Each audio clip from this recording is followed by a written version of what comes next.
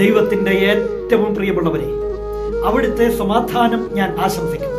ഇന്ന് കർത്താവ് നമുക്ക് നൽകുന്ന ദൂത് യെശയ്യാ 54:10.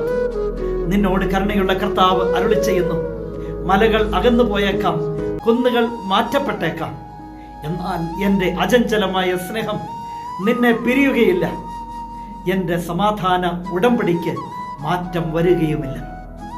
ദൈവ സ്നേഹത്തിൻ്റെ അത്ഭുത തിരുവചനമാണ് ഇന്നത്തെ ദൂതിലൂടെ നാം കേൾക്കുന്നത്.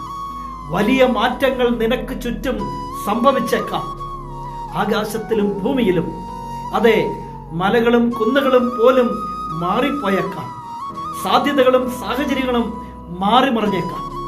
മനുഷ്യരിൽ മാറ്റങ്ങൾ ഉണ്ടായേക്കാം. അപ്പോഴും എൻ്റെ സ്നേഹം നിന്നെ പിരിയുകയില്ല. ആ സ്നേഹത്തിൻ്റെയും കരുണയുടെയും ഓർമ്മ പുതുക്കലിലൂടെയാണ് നാം കടന്നുപോയിക്കൊണ്ടിരിക്കുന്ന ഈ 50 നോമ്പിൽ. എങ്കിൽ നമുക്ക് നമ്മോട് തന്നെ ചോദിക്കാം, പകരം എന്ത് നൽകും ഞാൻ ഇനി? എനിക്ക് ആ സ്നേഹത്തിനും കരുണയ്ക്കും പകരമായി എൻ്റെ ദൈവത്തിന് എന്ത് നൽകാൻ സാധിക്കും? ഈ ഒരു ചിന്തയോടെ, പ്രാർത്ഥനയോടെ ഈ 50 നോമ്പിൽ നമുക്ക് മുന്നോട്ട് പോകാം. അത് നമ്മെ ഒരുപാട് വിശദീകരിക്കും. കരുണാമയനായ ദൈവം നമ്മെ എല്ലാവരെയും സമൃദ്ധിയായി അനുഗ്രഹിക്കും.